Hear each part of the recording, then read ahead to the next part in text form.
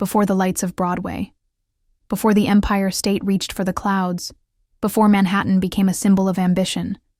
There was rot beneath the cobblestones, not metaphorical, real, festering, alive. In the shadow of rising wealth and power, New York had a secret, a cancer at its core, and the city chose to build around it, not over it. They called it 5 Points, named after a crooked intersection where 5 filthy streets collided like broken bones. It wasn't on postcards. It didn't show up in the mayor's speeches. But it was there, in the stench, the sirens, the screams. This was no ordinary neighborhood. It was the birthplace of American poverty as we know it, a place where sewage ran through the streets, where families of 10 shared a single dark room, where disease had a faster delivery than hope. It was the dumping ground for dreams gone wrong, Irish immigrants fleeing famine, former slaves escaping the South, widows, orphans, drunks, criminals, all swept here into the city's forgotten corner. And yet, it pulsed. It lived. It fought back. The 5 Points was a slum, yes, but also a mirror, a reflection of everything America wanted to hide. This isn't just a story about dirty streets. It's a story about what happens when a city buries its sins beneath brick and smoke and pretends it never heard the screams. Welcome to the place New York tried to forget. Welcome to the 5 Points. At the heart of Lower Manhattan, where modern-day Chinatown brushes shoulders with the Civic Center, there once stood an intersection so infamous it echoed in crime reports, novels, and nightmares alike. 5 Points. Named not for prestige or legacy, but for the crooked collision of Anthony, Cross, Orange, Mulberry, and Little Water Street, a warped junction that twisted like a scar through the city's underbelly. On a map, it looked like any other tangled crossroad, but on the ground, it was a different world, chaotic, cracked, and crawling with despair. This was the birthplace of the American slum. By the 1820s, New York City was exploding, population swelling faster than buildings could rise. But for the poor, there was only one direction to go: down. Down into the gutted remains of Collect Pond, a polluted lake that had once shimmered but was now buried, leaking rot into the foundations of every building that stood on top of it. The result? A neighborhood literally sinking into the filth beneath it. Houses buckled, streets flooded, basements filled with black water and rats the size of cats. And still, people came. They came because they had nowhere else to go. Irish immigrants, fleeing famine and hatred. Free black families, looking for a future in the North. German laborers, Chinese merchants, Italian peddlers, all jammed into crumbling tenements where entire families lived in spaces meant for one.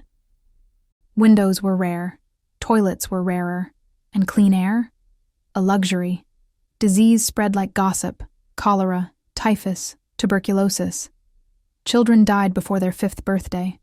Those who survived learned fast, fists before feelings, cunning before kindness. 5 Points wasn't just poor, it was dangerous. It bred gangs with names like the Dead Rabbits, the Bowery Boys, the Plug Uglies. Boys who grew into men without childhoods, guarding corners as if they were kingdoms. But amid the chaos, there was culture. Taverns pulsed with music. Churches stood on every other block. Black and Irish children danced together in alleyways, creating the early seeds of tap dancing. It was a mess of contradictions. Poverty and resilience, rot and rhythm, filth and fire. The newspapers called it a disgrace. The elite called it a threat. But the people who lived there? They called it home.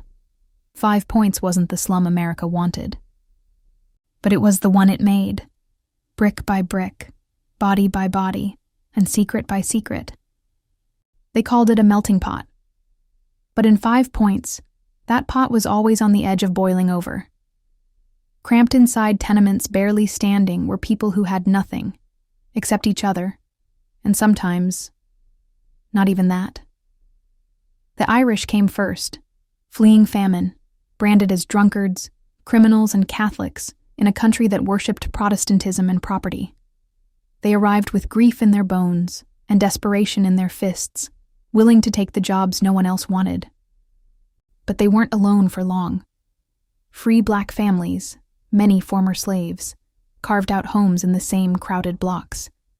Some had fled the plantations, others had been born free.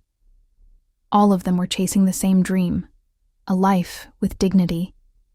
In theory, these two communities could have been allies, both marginalized, both poor, both denied the American dream the moment they stepped foot on its soil. But poverty is cruel. It doesn't bring people together. It forces them to compete for jobs, for housing, for space on the street. When a ship arrived with a new wave of Irish laborers, it meant fewer opportunities for black workers. When a black family opened a shop or joined a church choir, resentment simmered behind Irish eyes. Tensions mounted, quietly at first, then loudly. Gangs formed along ethnic lines. Words turned into brawls. Brawls turned into riots.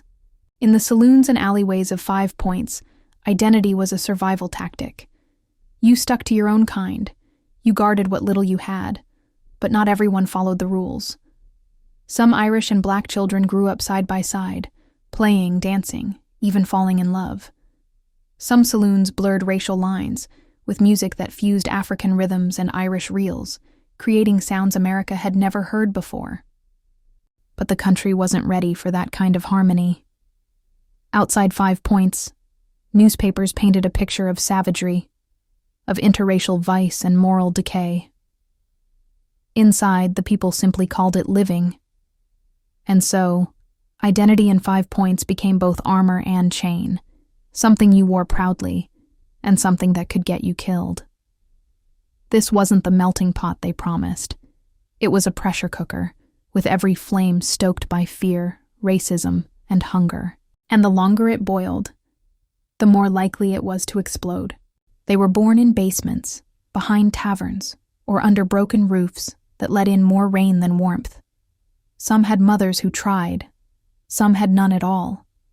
And for many, the streets became both cradle and coffin. These were the children of 5 Points, the forgotten generation, raised not by family, but by survival. They slept in doorways with rats for neighbors. They drank from gutters, fought over crusts of bread, and begged from men who didn't meet their eyes. Some were as young as 5 when they found work, shining shoes, selling newspapers, or hauling coal through snow-choked alleys. Others turned to crime, not because they wanted to, but because it was the only currency the city respected. Pickpocketing, swindling, running messages for gangs. They weren't criminals. They were children doing what the city had taught them. That survival had rules, and none of them were fair. Many had never been inside a school. Most didn't know their birthdays. They answered to nicknames, Whistler, Red, Button, because their real names were too long forgotten or never recorded. These children weren't just a symptom of poverty. They were the proof of a city's failure. New York's upper class, sipping brandy in candlelit parlors, called them street urchins, gutter snipes, the dangerous class. But they never asked why a 5-year-old was sleeping on the curb in January. They never wondered what future could grow from soil made of soot and sorrow. Instead, they funded prisons, not shelters. They passed loitering laws, not literacy programs. And so, the cycle deepened. But not everyone turned away. In 1853, a man named Charles Loring Brace looked into the eyes of these children, hollowed by hunger, hardened by cold, and asked a question no one else dared. What if we gave them a new start? It was this question that would give birth to one of the most ambitious and controversial child relocation projects in American history, the orphan train movement. It began here, among the soot-covered children of 5 Points. Their lives, ignored in life, would become the catalyst for a national reckoning. one that would send thousands of children away from the streets, to places they'd never seen, with names they didn't know, and families that weren't always waiting. They were the first wave, the unwanted seed of a nation trying to bury its sins by shipping them west. In the shadows of crumbling brick and broken windows, they walked like kings of ruin, hats tilted low, fists wrapped in cloth, boots echoing down cobblestone streets soaked in last night's blood. These were the gangs of 5 Points, and to the outside world, they were monsters. But here, they were something more. To some, they were protectors. To others, punishers. But above all, they were products of the chaos they were born into. There were the Bowery Boys, sharp-dressed, flag-waving nativists who spoke with swagger and walked with knives. They hated immigrants, especially the Irish, and wore their American pride like armor.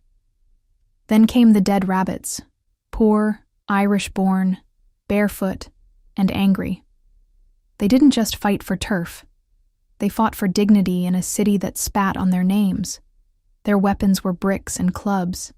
Their battlegrounds were alleys and saloons. And their war wasn't always about money. It was about belonging in a city that belonged to no one. These weren't organized crime families like we know today. They were fractured armies of the desperate, tribes built from pain, bonded by hardship. If you had no father, the gang became one. If you had no home, the gang gave you shelter. If the world saw you as nothing, the gang gave you a name, a purpose, and a place to stand. They marked their territories not with fences, but with fists. And justice? It was brutal, but it was theirs. No judge, no court, no waiting. The violence was real. Stabbings in broad daylight, brickbats hurled through windows, shootouts that turned churches into war zones. But buried beneath the bloodshed was a strange sort of order, a street code that held power in a city where the law looked the other way.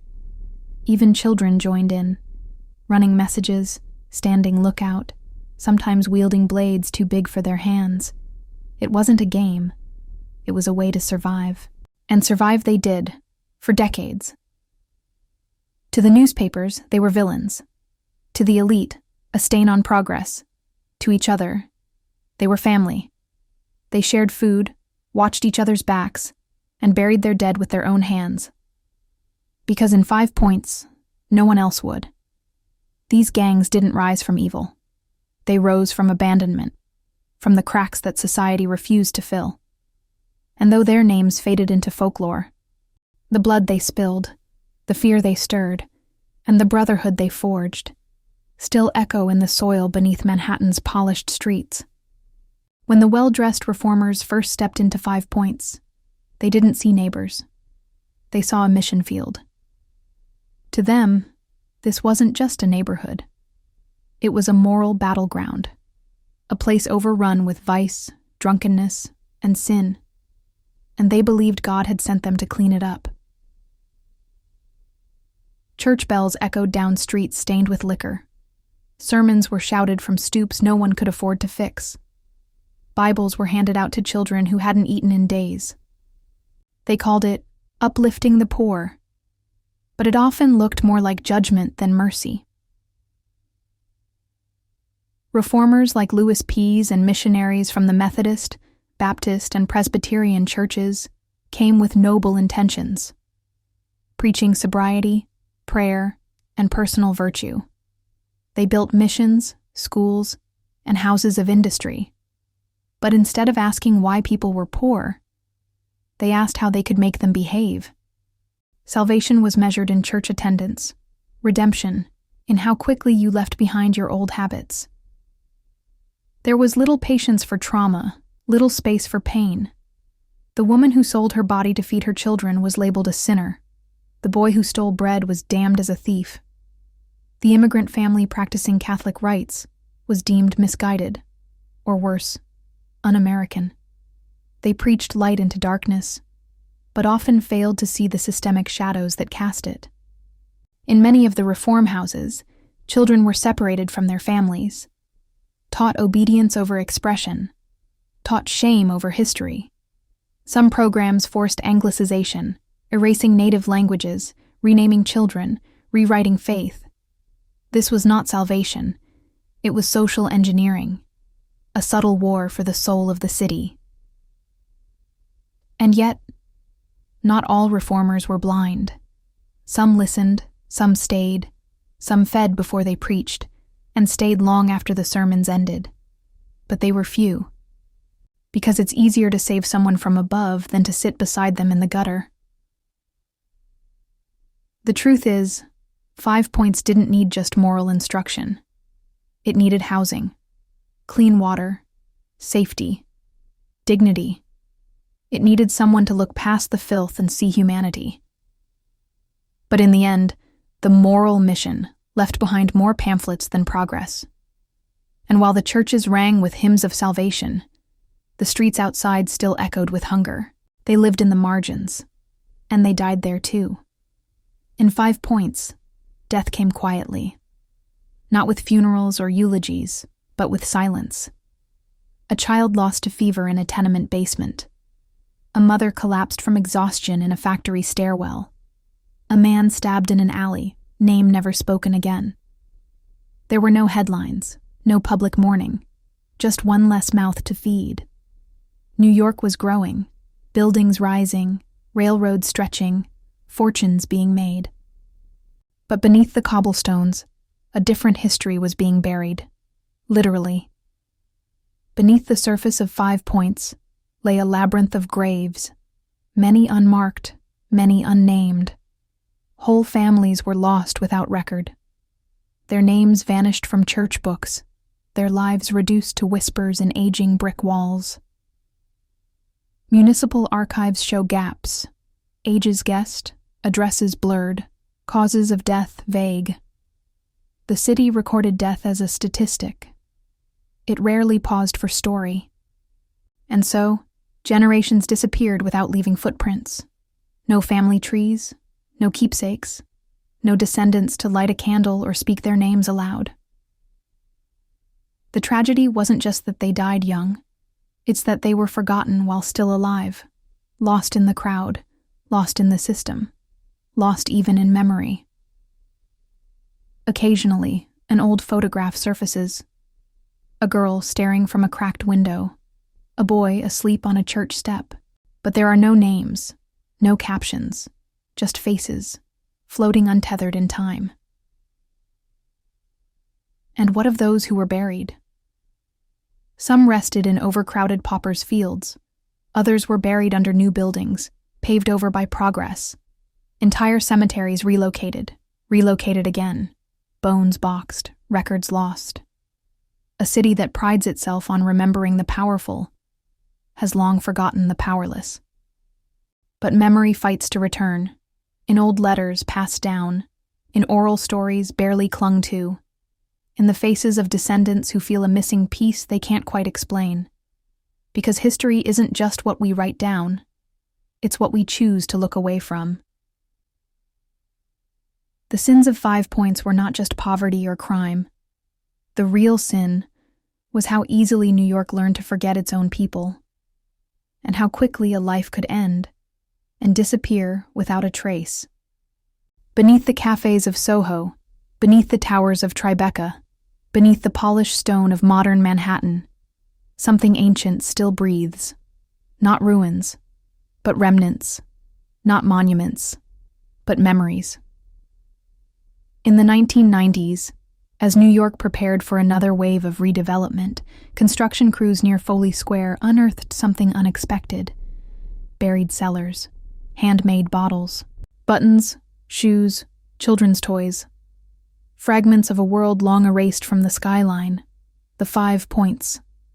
Archaeologists moved in. What began as excavation turned into revelation. Over 850,000 artifacts emerged from the soil. Porcelain dolls, dice carved from bone, pipes still packed with tobacco, chamber pots, kitchen tools, and shoes worn thin by long-forgotten feet. Each item whispered, "We were here." What shocked many was not the debris, but the dignity. Yes, 5 Points was dirty, dangerous, and decayed. But beneath that was life. Complex, multicultural, struggling, vibrant life. African American, Irish, German, Jewish, Italian. Lives that overlapped, fought, and sometimes danced together. Their stories weren't just of poverty and crime. They were stories of resilience, of making do, of surviving the American machine. Today, a few plaques stand where streets once intersected in chaos. Museum exhibits display carefully curated fragments. Tour guides mention the gangs, perhaps the slums, then move on. But what of the souls who lived entire lives on these streets? What of the barefoot children, the widowed mothers, the fathers buried without names? Modern New York rests on their backs. Its concrete was poured over their cellars. Its skyline rises from their sunken footprints. We call it progress. But maybe it's just layering, one forgotten life atop another, until no one remembers what's at the bottom. And yet, the ground remembers. The brick remembers. The rusted tools and broken plates. They remember. They are proof that the past is not past. It's just buried. So the next time you walk through Lower Manhattan, pause. Beneath your feet is more than earth. It's a graveyard of stories, some told, many not. And if you listen closely, you might still hear the city's most uncomfortable truth. We did not build the city from nothing. We built it on the bones of those we chose to forget. New York stands tall now, its towers shining with glass and steel, its sidewalks packed with ambition. But beneath all that sparkle are sins it never truly confessed. 5 Points was never just a slum. It was a symptom of what happens when a city grows faster than its conscience, when poverty becomes invisible, when suffering is dismissed as the cost of progress. We paved over the filth. We built over the graves. We renamed the streets. But we never erased the truth. Because the story of 5 Points is not just history. It's prophecy.